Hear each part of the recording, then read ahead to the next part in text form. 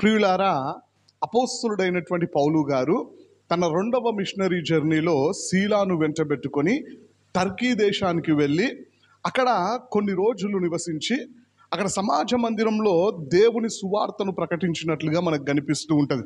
ఆ టర్కీ దేశంలోనే అపోస్తలుడైనటువంటి పౌలు భక్తునికి తిమోతి గారు పరిచయం అయినట్లుగా తిమోతి కూడా రెండవ మిషనరీ జర్నీలో భాగమయ్యి వారితో పాటు వెళ్ళినట్టుగా మనకు కనిపిస్తూ ఉంటుంది. అక్కడి నుండి ఫిలిప్పు ప్రాంతానికి వెళ్ళారు.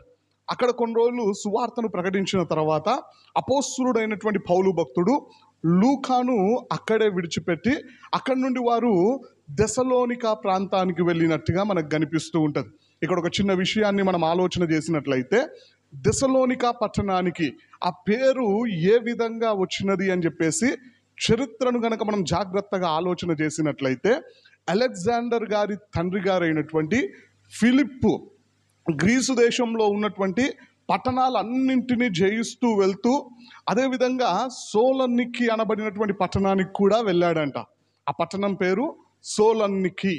ఆ పట్టణాన్ని జయించాలి అని చెప్పేసి ఎంత ప్రయాసపడినప్పటికీ ఆ ప్రాంతాన్ని జయించలేక తిరిగి వెళ్ళిపోయిన తర్వాత తన సైనికులను తన సైనిక అధికారులందరినీ పిలిపించుకొని, అయ్యా, సోలన్నికి అనబడినటువంటి పట్టణం ఎంతో అందమైనటువంటి పట్టణం, అంతేకాకుండా వ్యాపార నిమిత్తము అది ప్రాముఖ్యమైనటువంటి పట్టణం.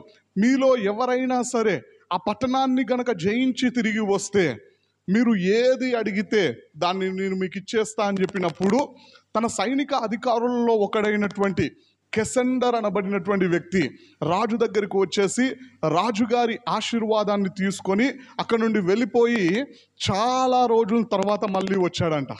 అప్పుడు రాజుగారు అయినటువంటి ఫిలిప్ గారు అడిగారు, అయ్యా, నువ్వు వెళ్ళినటువంటి పని ఏమైంది? ఆ సోలన్నికి అనబడినటువంటి పట్టణాన్ని జయించావా అని చెప్పేసి అడిగినప్పుడు ఆ కెసెండర్ ఇచ్చినటువంటి జవాబు ఏంటిది అంటే, ప్రపంచ పటములో సోలన్నికి అనబడినటువంటి పేరు లేకుండా దాన్ని నేను తుడిచేశాను అని చెప్పాడంట.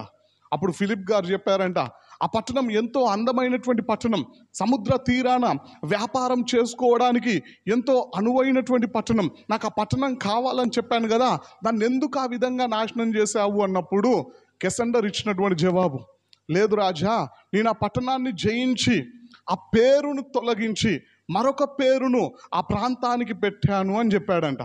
అప్పుడు రాజుగారు సంతోషించి, ఏ పేరు పెట్టావో చెప్పు అన్నప్పుడు ఆయన కొంచెం సిగ్గుపడుతూ ఉన్నప్పుడు, పర్లేదు చెప్పయ్యా అన్నప్పుడు కెసెండర్ చెప్పాడంట, థెసలోనిక అని చెప్పాడంట. అప్పుడు రాజుగారికి అర్థమైపోయింది ఆ పట్టణానికి ఆ పేరు ఎందుకు పెట్టాడు.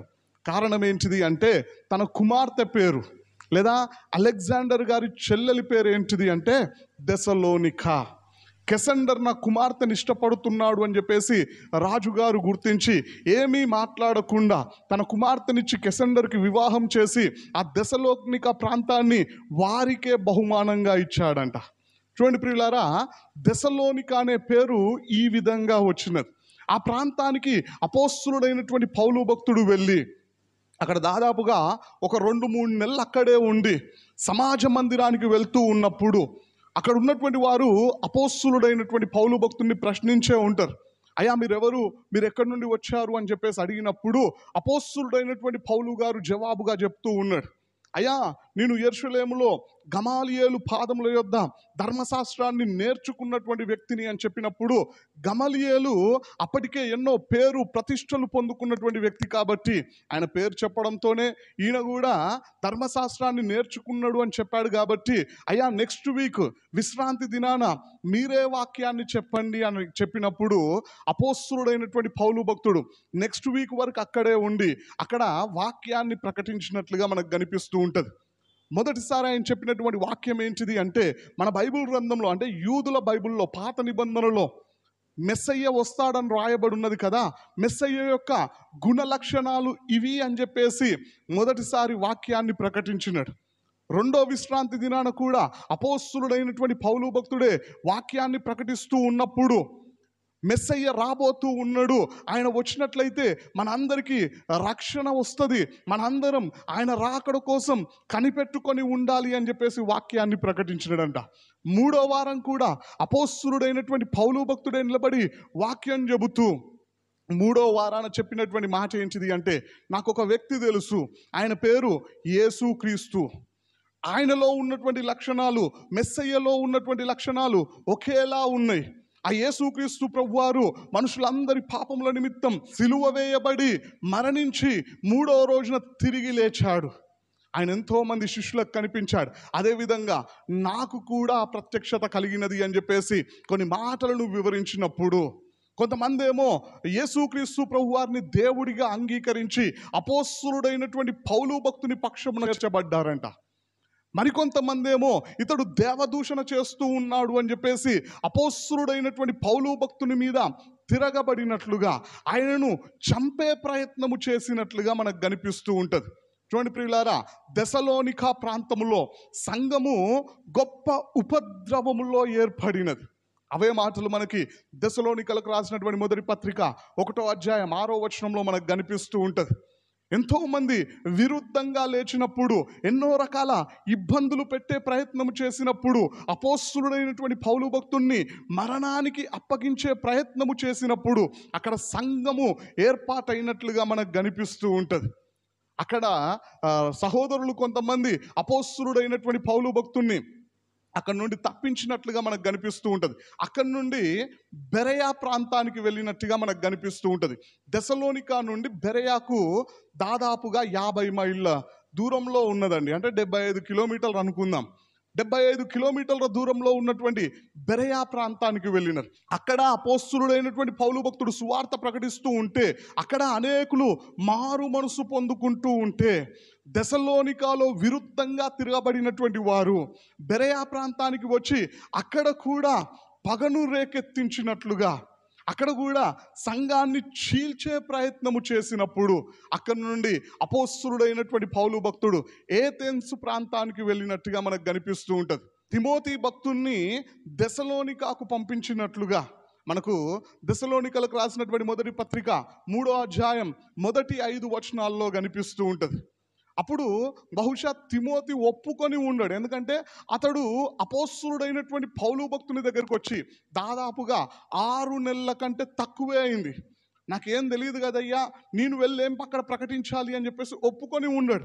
అయినప్పటికీ అతడు యవ్వన కాలంలో ఉన్నాడు కాబట్టి అతడు వెళ్ళి అక్కడ సంఘాన్ని స్థిరపరిస్తే అతనికి విరుద్ధంగా ఏ ఒక్కరు మాట్లాడడానికి అవకాశం ఉండదు, ఎందుకంటే పట్టించుకోవడానికి అవకాశం ఉండదు. కాబట్టి తిమోతిని పంపించి ఏథెన్స్లో కొంతకాలం సువార్తను ప్రకటించి అక్కడి నుండి కొరంథీ పట్టణానికి వెళ్ళినట్టుగా మనకు కనిపిస్తూ ఉంటుంది.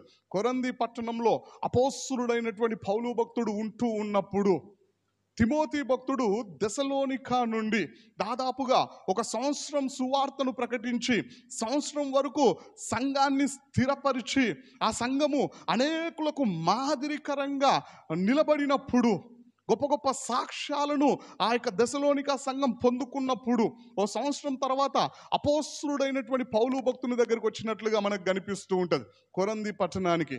ఈ మాటలు మనకి దెసలోనికలకు రాసినటువంటి మొదటి పత్రిక 3వ అధ్యాయం 6వ వచనంలో మనకు కనిపిస్తూ ఉంటుంది. అపోస్తలుడైనటువంటి పౌలు దగ్గరికి ఓ మంచి కబురును తీసుకొని వచ్చాడంట. ఏమిటా కబురు అంటే, దెసలోనికా ప్రాంతంలో సంఘం స్థిరపడినది, ఆ సంఘం దేవుని ద్వారా ఎన్నో మేలులు పొందుకున్నది, అనేకులకు మాదిరికరంగా జీవిస్తూ ఉన్నది, ఎన్నో విషయాల్లో మెప్పును పొందుకోదగినటువంటి సంఘము అని చెప్పేసి ఓ మంచి కబురును తీసుకొని వచ్చినట్లుగా మనకు బైబిల్ గ్రంథంలో కనిపిస్తూ ఉంటుంది. దేవుని నామానికి స్తోత్రం, హల్లెలూయా. చూడండి ప్రియులారా, అప్పుడు అపోస్తలుడైనటువంటి పౌలు భక్తుడు ఆ సంఘాన్ని ఉద్దేశించి రాసినటువంటి పత్రికే దెసలోనికలకు రాసినటువంటి మొదటి పత్రిక. ఆ యొక్క పత్రిక యొక్క ముఖ్య ఉద్దేశం ఏమిటి అంటే, యేసుక్రీస్తు ప్రభువారి 2వ రాకడను ఉద్దేశించి అనేకమైనటువంటి విషయాలను తెలియపరిచినట్లుగా మనకు కనిపిస్తూ ఉంటుంది. అందుకే మనం బైబిల్ గ్రంథంలో జాగ్రత్తగా ధ్యానించినట్లయితే దెసలోనికలకు రాసినటువంటి మొదటి పత్రికలో 5 అధ్యాయాలు ఉంటాయి. 5 అధ్యాయాల్లో కూడా ప్రతి అధ్యాయంలో ఒక్కసారైనా అపోస్తలుడైనటువంటి పౌలు భక్తుడు యేసుక్రీస్తు ప్రభువారి 2వ రాకడను ప్రకటించినట్లుగా, జ్ఞాపకం చేసినట్లుగా మనకు కనిపిస్తూ ఉంటుంది. ఉదాహరణకి 1వ అధ్యాయం 10వ వచనంలో, 2వ అధ్యాయం 19వ వచనంలో, 3వ అధ్యాయం 13వ వచనంలో, 4వ అధ్యాయం 13 నుంచి 17 వచనం వరకు, 5వ అధ్యాయం మొదటి 4 వచనాల్లో, ఈ విధంగా చెప్పుకుంటూ వెళ్తే ప్రతి అధ్యాయంలో ఒక్కసారైనా సరే యేసుక్రీస్తు ప్రభువారి రెండో రాకడను జ్ఞాపకం చేస్తూ ఉన్నట్లుగా మనకు కనిపిస్తూ ఉంటుంది. చూడండి ప్రియులారా, ఆ దెసలోనికా సంఘం అపోస్తలుడైనటువంటి పౌలు భక్తుడు 3 వాక్యాలు ప్రకటించడం ద్వారా ప్రారంభించబడినది. తిమోతి భక్తుడు 1 సంవత్సరం అక్కడ పరిచర్య చేయడం ద్వారా, దేవుని పనిలో వాడబడడం ద్వారా స్థిరపడి ఎన్నో సాక్ష్యములు పరిశుద్ధాత్మ దేవుని ద్వారా పొందుకున్నట్లుగా దెసలోనికలకు రాసినటువంటి మొదటి పత్రిక మొదటి 3 అధ్యాయాల్లో మనకు కనిపిస్తూ ఉంటుంది. ఉదాహరణకి మొదటి అధ్యాయంలో ఆ సంఘం పొందుకున్నటువంటి సాక్ష్యాలను కనుక మనం ఆలోచన చేసినట్లయితే, 1వ అధ్యాయం 2వ వచనం ప్రకారం ఆ సంఘము విశ్వాసంతో జీవిస్తూ ఉన్నదంట. ఏ విధంగా చెప్పొచ్చు అంటే, ఆ సంఘము దేవుని పని చేస్తూ ఉన్నదంట. రెండోదిగా 2వ వచనం ప్రకారమే ఆ సంఘము దేవుని ప్రేమను కలిగి జీవిస్తూ ఉన్నదంట. ఏ విధంగా చెప్పొచ్చు అంటే, ఆ సంఘము దేవుని ప్రేమను కలిగి జీవిస్తూ ఉన్నది కాబట్టి దేవుని కొరకు ప్రయాస పడుతూ ఉన్నదంట. 3వ వచనం ప్రకారం ఆ సంఘము నిరీక్షణతో జీవిస్తూ ఉన్నదంట. ఏ విధంగా చెప్పొచ్చు అంటే, ఆ సంఘము ఓపికతో కనిపెట్టుకొని ఉన్నదంట. 4వదిగా మనం గమనించినట్లయితే ఆ సంఘము దేవుని ద్వారా ప్రేమించబడినదంట. 5వదిగా మనం ఆలోచన చేసినట్లయితే ఆ సంఘము దేవుని యొక్క రెండో రాకడ కొరకు కనిపెట్టుకొని ఎదురు చూస్తూ ఉన్నట్లుగా 10వ వచనంలో మనకు కనిపిస్తూ ఉంటుంది. చూడండి ప్రియులారా, యేసుక్రీస్తు ప్రభువారి రెండో రాకడ కోసం కనిపెట్టుకొని ఎదురు చూస్తూ ఉండడం కోసం అప్పటి వరకు వారు పూజించినటువంటి విగ్రహాలను సైతం ప్రక్కన పెట్టేసినట్లుగా మనకు కనిపిస్తూ ఉంటుంది. ఇన్ని సాక్ష్యములు ఆ సంఘం వారు పొందుకున్నది కేవలం 1 సంవత్సరంలోనే. మరి రోజున మనం ప్రభువుని నమ్ముకొని ఎన్ని సంవత్సరాలు అవుతూ ఉన్నది? ఈ రోజున మన జీవితం ఏ విధంగా ఉన్నది? ఆ దెసలోనికా సంఘం అనేకులకు మాదిరికరమైనటువంటి జీవితాన్ని జీవించినట్లుగా మనకు బైబిల్ గ్రంథంలో కనిపిస్తూ ఉంటుంది. వారి గురించి మాసిదోనియా ప్రాంతంలో, అకయా ప్రాంతంలో మారుమ్రోగినట్లుగా మనకు కనిపిస్తూ ఉంటుంది. ఆ సంఘం వారు అనేకులకు మాదిరికరంగా ఉన్నట్లుగా మనకు అర్థమవుతూ ఉన్నది. మరి రోజున మన పరిస్థితి ఏ విధంగా ఉన్నది? మనం అనేకులకు మాదిరికరమైనటువంటి జీవితాన్ని జీవిస్తూ ఉన్నామా? యేసుక్రీస్తు ప్రభువారి రెండో రాకడ కోసం ఎదురు చూసే వారంగా ఉంటూ ఉన్నామా? దెసలోనికా సంఘం కేవలం 1 సంవత్సరంలోనే ఇన్ని సాక్ష్యాలు పొందుకున్నట్టుగా మనకు బైబిల్ గ్రంథంలో కనిపిస్తూ ఉంటుంది. మరి మన పరిస్థితి ఏ విధంగా ఉన్నది? ఒకసారి మన జీవితాల్ని మనం పరీక్షించుకుందాం.